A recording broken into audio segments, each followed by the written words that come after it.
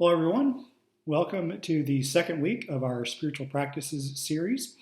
This week, we are going to be talking about honoring the body. And I know that most of us probably wouldn't think of honoring the body as a spiritual practice, but we'll get into a little bit later about how there are different practices that we can do that honor our bodies as well as the bodies of others that can bring us closer to each other and closer to God.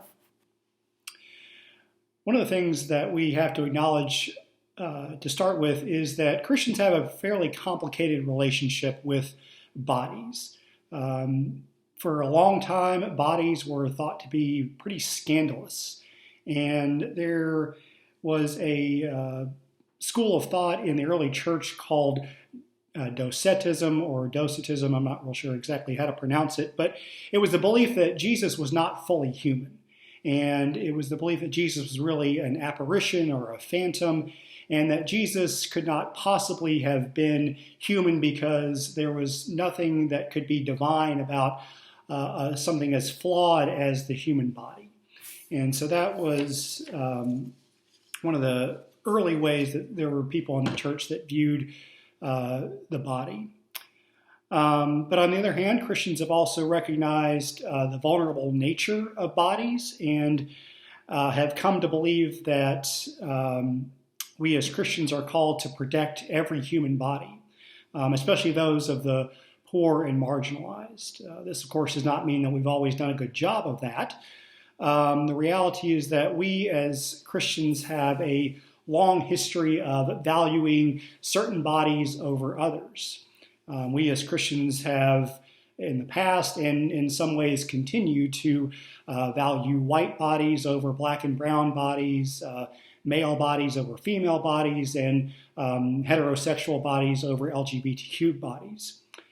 But the practice of honoring the body helps us remember that we do have a complicated relationship with the body.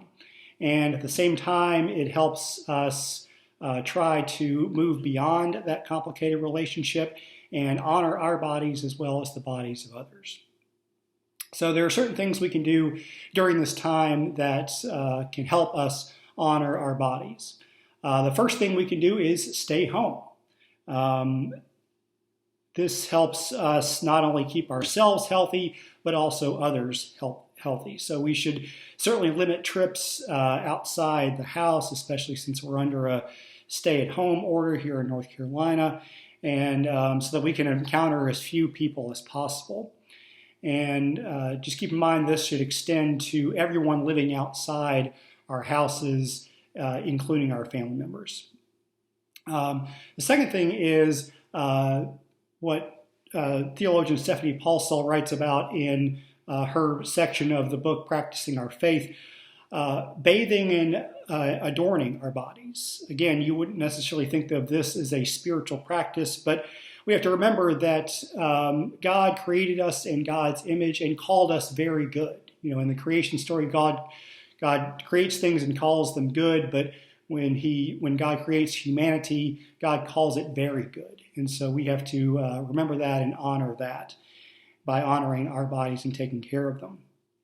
And at times like these, it can be very important to not only shower on a regular basis, but also wear clothes you might not normally wear outside the house. Psychologists remind us that this can be a good way to maintain our routines and maintain our physical health is by bathing and adorning ourselves. The other thing is worship. Whether we realize it or not, we use our bodies a lot during worship. We use our voices to recite prayers and sing. We reach out our hands to greet one another. Some people lift their hands in prayer. Some people put their hands together in prayer. And although we can't necessarily do all those things when we worship virtually, we can, as the hymn says, praise God with heart and hands and voices. And so we can sing, we can use our hands in prayer, and if we are so accustomed that we need to do it, we can certainly stand while we sing. Another thing we can do to honor our bodies during this time is through exercise and movement. So one of the things we can do is we can go walk at the park, of course, while maintaining social distance. We can get out and do yard work, and we can do various videos that are exercise or aerobic videos. And one of the other things that we can do is yoga.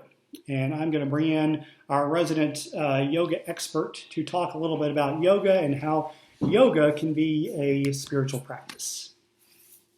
Thank you. I'm not sure if I'm an expert, but yoga has been a spiritual practice for me, and I've gotten that into it a little bit. So yoga is a spiritual practice that we owe to Hinduism as its origin, but it's also taken on a meaning here in the U.S. A lot of people have adapted it, and part of that is because it really helps people to connect to their bodies. And one of the foundations of yoga is the breath and learning to sync up your movements with your breath and to become more aware of your body in space. And there's been a lot of research that shows that can be a very effective way to deal with anxiety. We tend to hold a lot of emotions in our body and we might not even really be aware of it. And so sometimes yoga can be a way to release that tension that we feel, and just to bring our focus back to our breath, back to that gratitude, and back to God for us as Christians.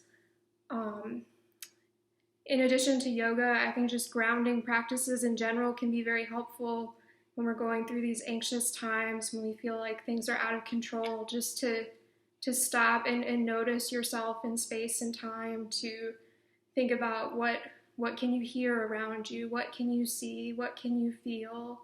Those have been shown by a lot of research to be ways to ground yourselves in the midst of anxiety. And yoga doesn't have to be, you don't have to be super flexible, acrobatic, like some of the moves you may think of with yoga.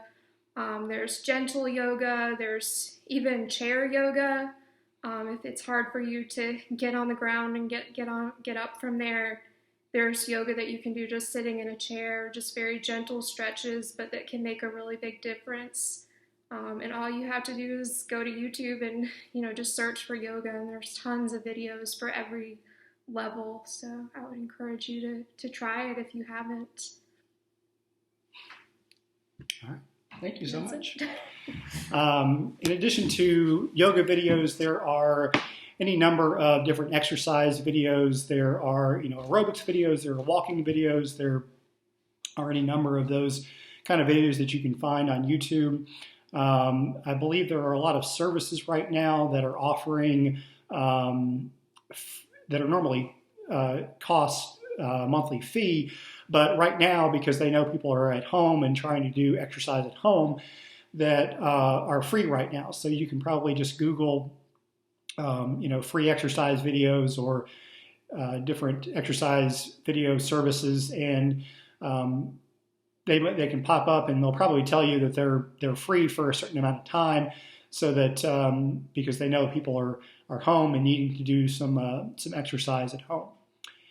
And then once all these restrictions are lifted, you can certainly go to the gym. There is Planet Fitness, there's the Y, there's all kinds of gyms that are available that are fairly reasonable monthly fees that you can join, that you can go to and do different exercises. And a lot of them have classes that you can take that are included with your membership. So once all the restrictions are lifted and we're allowed to move about again and to interact with each other again, then you can certainly do those and incorporate those into your routine. So I hope all this has been helpful, and I hope that these are practices that you can incorporate into your daily routines, especially now that you are in your homes, and these are all things that you can do at home, and different ways that you can honor the body. And so we hope you join us next time. We'll be talking about Sabbath and how Sabbath as a spiritual practice, and how we can take time out of our days, out of our weeks, to practice Sabbath and take a break and have time with God. So we hope you will join us then. Thanks.